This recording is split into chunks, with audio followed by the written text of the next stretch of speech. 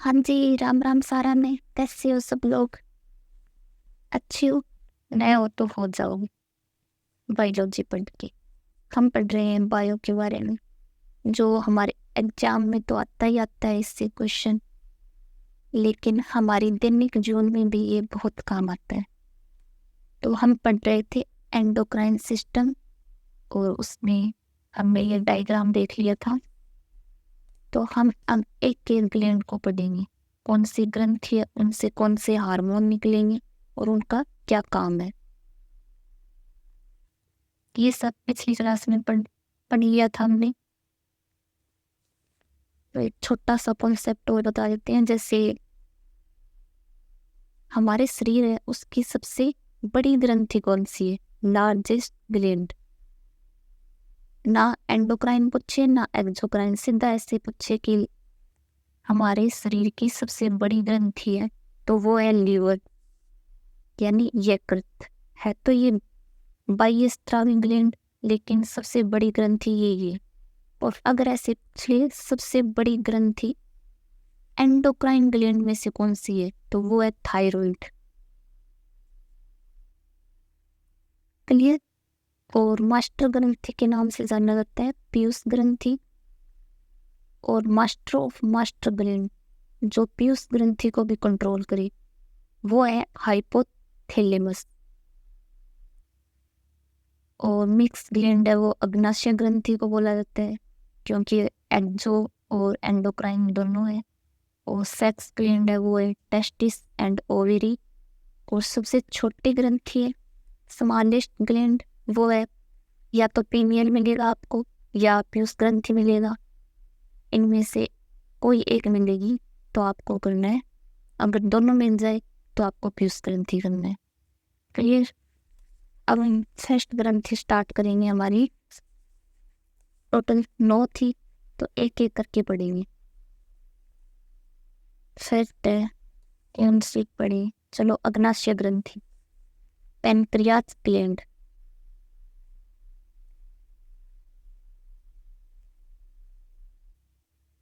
Pancreas gland यानी अग्नाशय ग्रंथि। अग्नाशय ग्रंथि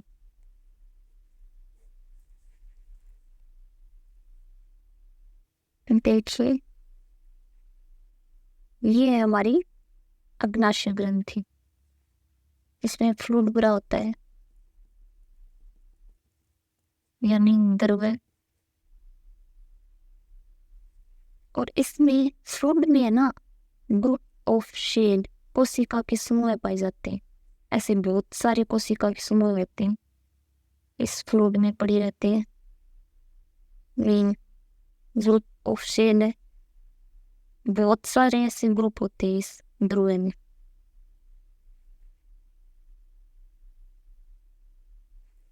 द्रव्य भरा होता है, ये हमारी पेनक्रियास ग्लैंड है। और इसमें ना कोशिका के समूह पाए जाते हैं।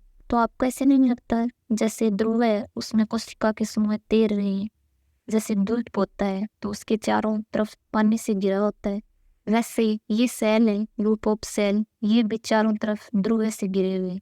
तो दूध के समान नहीं लग रहे आपको, तो इन्हें बोलेंगे लिंगरहेंस के द्वीप समूह है।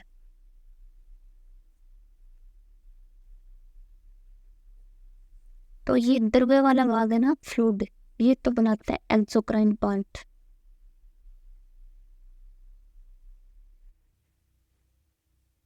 तो ये तो हमें पढ़ना ही नहीं है, एक्सोक्राइन ग्लैंड तो हम पढ़ ही नहीं रहे, हम पढ़ रहे हैं एंडोक्राइन। और ये लैंगरेंस के द्वीप समूह है ना, ये बनाते हैं एंडोक्राइन वाला पार्ट। तो हमें ये पढ़ना है लैंगरेंस के द्वीप समूह। तो उनको बाहर निकाल देते हैं। ये क्या है, ग्रुप ऑफ सेल, यानी बहुत सारे कोशिका के समूह है। तो ये इन्हें नाम देंगे लैंगरेंस के द्वीप समूह है।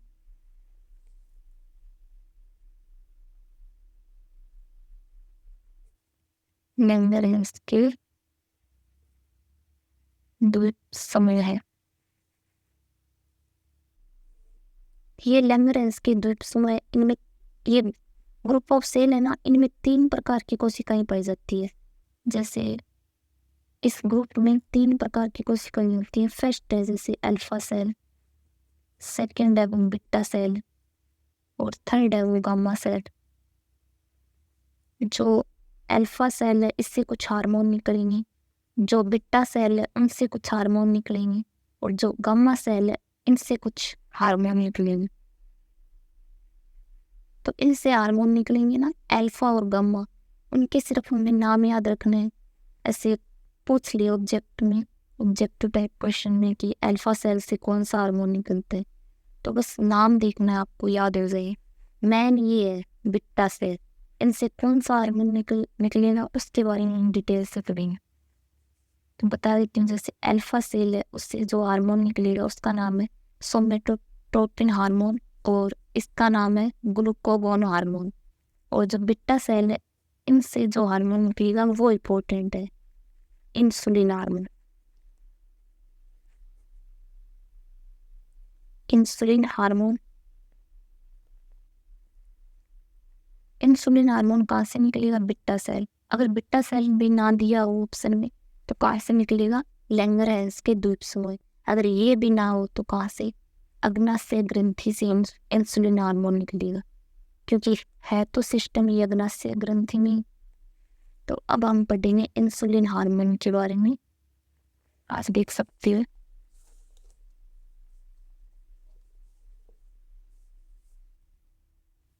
क्या बोला था मैंने, इनके भी नाम देख लो आप पहले। जैसे अल्फा सेल है उससे हार्मोन निकलेगा, उसका नाम है ग्लूकागोन हार्मोन। आप यहाँ पे देख सकते हो, ये मैंने बता दिया आपको। ये हमारी अग्नाशय ग्रंथि है, जिसको एसएस लेना वो साथ में ले सकते हैं। ये है अल्फा सेल, उससे निकलेगा ग्लूकागोन हार्मोन। और बीटा सेल है, इससे इंसुलिन हार्मोन। और ये गामा सेल है, इससे निकलेगा सोमेटोस्टेटिन हार्मोन। ये सिर्फ नाम याद रखना है आपको, ये याद रखना है मैन, बीटा सेल। अब हमें पढ़ना है इंसुलिन हार्मोन के बारे में।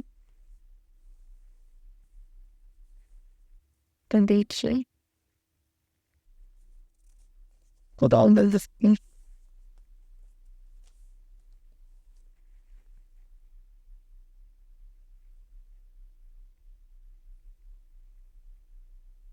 डायग्राम बना रही हो आप, बने रहिए।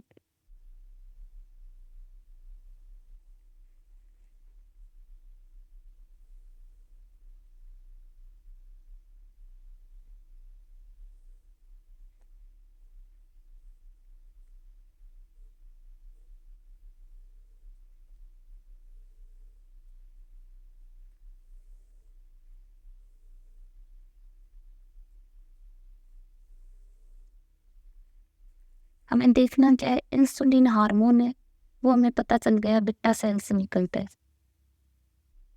तो इस इंसुलिन हार्मोन है, इसके कार्य क्या है? अगर हमारे शरीर में ये इंसुलिन हार्मोन निकलता है तो इसका काम क्या है? अगर ये ना निकले तो इसके बॉडी पर हमारे क्या इफेक्ट पड़ेंगे? तो वो सब देख रहे हैं हम, उसके लिए डायग्राम है। तो हमारे शरीर में हर जगह ब्लड पाया जाता है, तो ब्लड वेसल बनी होती है, हर जगह ब्लड वेसल होती है हमारी बॉडी में। तो ये एक ब्लड वेसल है जिसमें ब्लड भरा हुआ है, ये है हमारी ब्लड वेसल, यानी रक्त वाहिनी। रक्त यानी ब्लड भरा हुआ है। वाहिनी का क्या मतलब है? वाहिनी शब्द का यहाँ मतलब है ऐसी ट्यूब, यानी नलिका होती है जिसमें कोई न कोई द्रव्य या मैटर फ्लो करता रहता है, रुकता नहीं। एक ऐसी ट्यूब होती है वाहिनी का मतलब, जिसमें कोई भी द्रव्य है वो बहता रहता है, रुकता नहीं, फ्लो करता है। तो ब्लड वेसल है, उसमें तो रक्त एनी टाइम फ्लो ही करता है। अगर रक्त रुक जाएगा तो आपको पता है क्या होगा। ये हमारी ब्लड वेसल है। और जैसे अब हम जो बताने जा रहे हैं इम्पोर्टेंट है। जैसे हम कुछ भी फूड या भोजन खाते हैं तो उसमें ग्लूकोज होता है।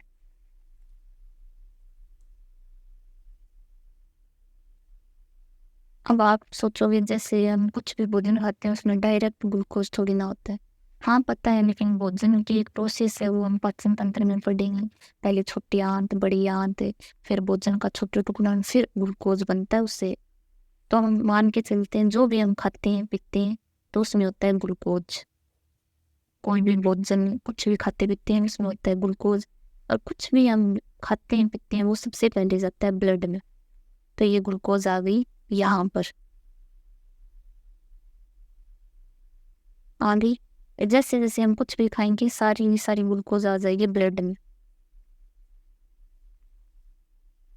अब ये ग्लूकोज बोलेगी क्योंकि हमें इंसुलिन हार्मोन का काम है कि ग्लूकोज को सेल तक लेके जाना।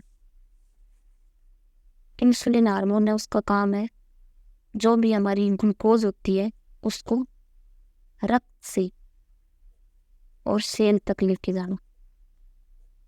ये इसका काम है इंसुलिन हार्मोन का। तो ये ग्लूकोज सारी ब्लड में आ गई। अब ये बोलेगी मेरे को सेल तक लेना है, तो हम सेल बना लेंगे। ये हमारी सेल है और इसमें ये माइटोकॉन्ड्रिया है।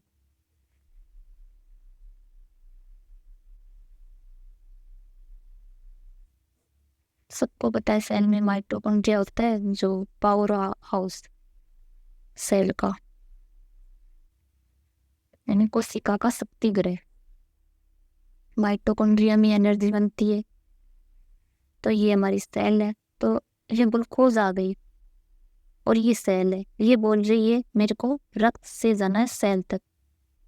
ये बेचारी चिल्ला रही है, रोने लग गई कि जाएं तो जाएं कैसे सेल तक। तो बनाने वाले ने सोचा चलो जैसे इंसान सफर करते हैं गाड़ी रेल बस, तो वैसे ये गाड़ी बना देता हूँ मैं। तो बनाने वाले ने ये चिल्ला रही थी, रो रही थी कि मेरे को सेल तक चलना है, सेल तक लेंगे। तो बनाने वाले ने गाड़ी बढ़ा दी और ये बना दिया इसका ड्राइवर। यहाँ पे सीट है बहुत सारी। तो गाड़ी बढ़ा दी तो सारी ग्लूकोज खुश हो गई क्योंकि ये गाड़ी ग्लूकोज को कहाँ तक पहुंचाएगी, सेल तक। तो ये गाड़ी वाला बोल रहा है ग्लूकोज ग्लूकोज आ जाओ, हम आपको सेल तक छोड़ देंगे। तो सारी की सारी ग्लूकोज आ गई इस गाड़ी में। इसमें बहुत सारी सीट है तो सारी ग्लूकोज इसमें आ गई और ये गाड़ी जाएगी सेल तक। तो गाड़ी रुकने के लिए स्टेशन बने होते हैं जैसे, तो यहाँ भी स्टेशन होता है रिसीप्टर।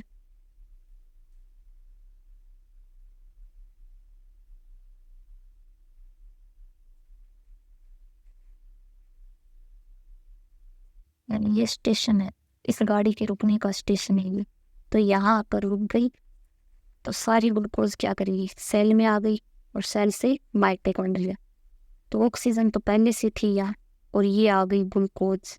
तो ग्लूकोज प्लस ऑक्सीजन जुड़ के क्या मिला नहीं, बन गई इनसे एनर्जी। एनर्जी यानी ऊर्जा। और ये तो चाहिए क्योंकि अगर एनर्जी नहीं होगी शरीर में, ये सबसे इम्पोर्टेंट है, तो कोई काम नहीं होगा हमारा। एनर्जी मिलेगी हमें तब भी हम काम कर पाते हैं। आप सोचोगे ठीक है ग्लूकोज तो यहाँ से आ गई, ये गाड़ी लेके आ गई रक्त से सेल तक, पर ये ऑक्सीजन कहाँ से आई माइटोकॉन्ड्रिया में, ये हम आगे पढ़ेंगे। वैसे आप सबको पता है हम O2 ग्रहण करते हैं, CO2 छोड़ते हैं। तो ये भी कैसे न कैसे यहाँ आती है वो नेक्स्ट चैप्टर में पढ़ेंगे इस बारे में। लेकिन आप समझो यहाँ पे ऑक्सीजन है और वो ग्लूकोज के साथ जुड़कर क्या बनाएगी, एनर्जी। तो हमारे इंसुलिन हार्मोन है ना, इसका काम है ग्लूकोज को रक्त से सेल तक ले जाना। तो आप समझो ये गाड़ी का नाम क्या है फिर, ये गाड़ी इंसुलिन हार्मोन है हमारी।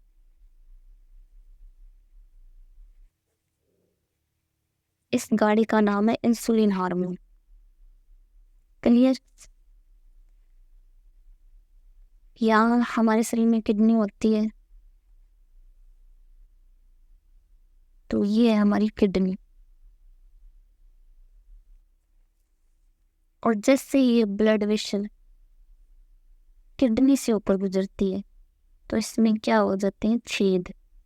छेद हो जाएंगे तो रक्त में जो भी एक्स्ट्रा कुछ सामान है, सामान क्या, कुछ भी मैटर है, तो जो भी एक्स्ट्रा चीज है तो ब्लड का हो जाएगा यहाँ, रक्त का छनित्र।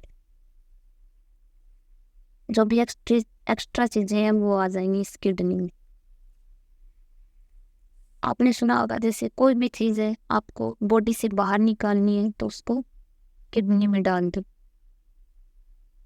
और कोई भी चीज बॉडी में सेव करनी है आपको तो वो ब्लड में डाल दो। अब ये किडनी है, इसके बारे में समझते हैं कुछ। हमारी किडनी है उसमें 95% जल होता है और 2-3% है वो होती है यूरिया। ये यूरिया एक वेस्ट प्रोडक्ट है, यानी जो हमारे काम का नहीं है। और ग्लूकोज हमारी जो ये सब किसमें, किडनी है उसमें क्या, यूरिन का निर्माण होता है। हमारी किडनी है उसमें यूरिन का निर्माण होता है, तो यूरिन में ये सब चीजें होती हैं।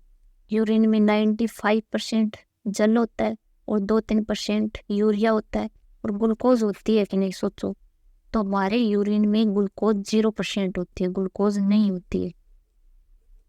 ये क्वेश्चन पूछा हुआ भी है।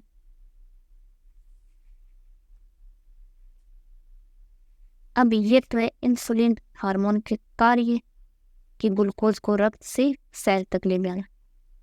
अब अगर इंसुलिन हार्मोन की कमी हो जाए हमारे शरीर में तो क्या होगा। तो अगर इंसुलिन, आप थ्योरी देख लो सबसे पहले आगे बताने से।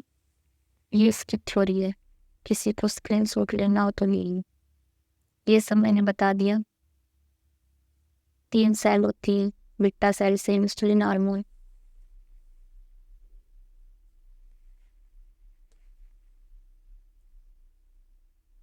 इंसुलिन हार्मोन ग्लूकोज को रक्त से सेल तक लेके जाता है। रक्त के छनित्र से यूरिन बनता है जो किडनी में बनता है।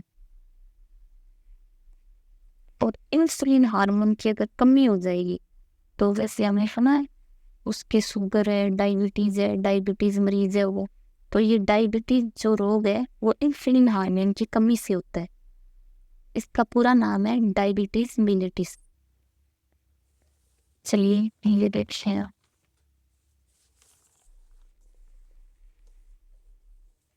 ये जो मैंने डायग्राम आपको बताया था वही ये ब्लड वेसल, और कोई भी फूड हम ग्रहण करेंगे तो उसमें ग्लूकोज होगी, वो रक्त में आ जाएगी।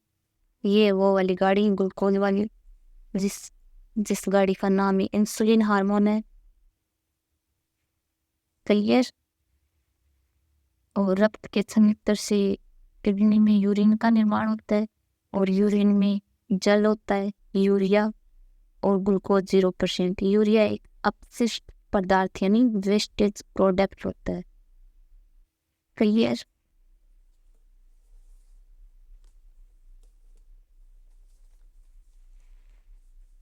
अब अगर इंसुलिन हार्मोन की कमी हो जाए तो बॉडी पर क्या इफेक्ट होगा। एक तो इंसुलिन हार्मोन की कमी हो जाएगी तो हमें डायबिटीज हो जाएगा। डायबिटीज इसका पूरा नाम है मिलिटस।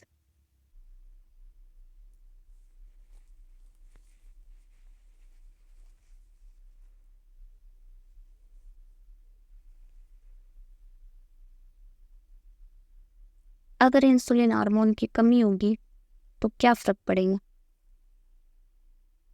ये गाड़ी है, अगर ये गाड़ी में कमी हो जाए या गाड़ी खराब हो जाए तो ग्लूकोज यहाँ तक नहीं पहुंच पाएगी प्रॉपर और ब्लड में ही रह जाएगी आधी। जैसे ये गाड़ी है, बहुत सारी इंसुलिन हार्मोन है तो ऐसे समझो बहुत सारी गाड़ियाँ हैं, तो कुछ गाड़ियों की कमी हो जाएगी तो आधी ग्लूकोज ब्लड में ही रह जाएगी और ब्लड से ग्लूकोज कहाँ जाएगी, रक्त से छनित्र से जो एक्स्ट्रा मैटर है वो किडनी में आ जाएगा।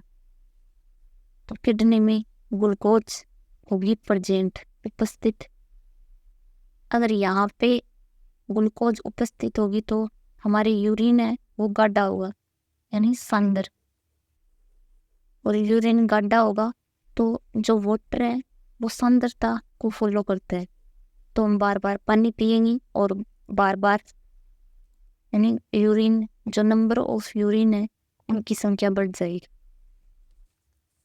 जैसे इंसुलिन हार्मोन की कमी है तो ब्लड में ग्लूकोज को लेवल बढ़ेगा, कमी होगी तो आपको मैंने बताया जैसे ग्लूकोज यहाँ बच जाएगा, तो ब्लड में ग्लूकोज को लेवल बढ़ जाओ, उससे यूरिन में ग्लूकोज उपस्थित होगा, तो यूरिन क्या होगा, कंसंट्रेट यानी गाढ़ा होगा।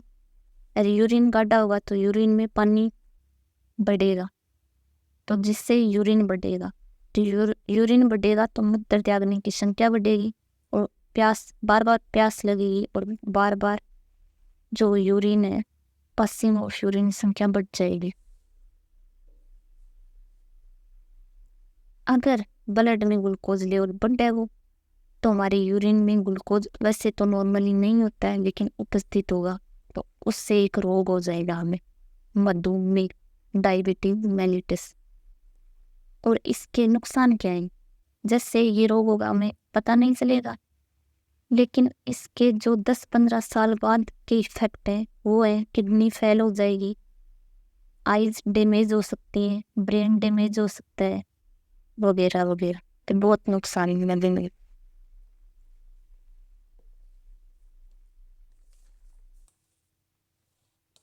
अब ये डायबिटीज मेलिटस है, ये 2 प्रकार का होता है, एक डायबिटीज मेलिटस फर्स्ट और एक डायबिटीज मेलिटस सेकेंड।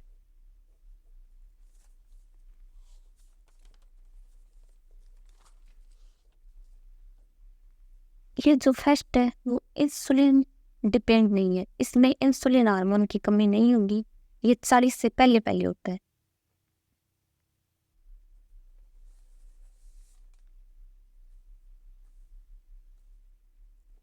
और ये जो डायबिटीज मेलिटस 2 है, ये इंसुलिन हार्मोन है, नॉन डिपेंडेंट है, और ये इंसुलिन हार्मोन है उस पर डिपेंड है, ये 40 से पहले होगा और ये 40 के बाद।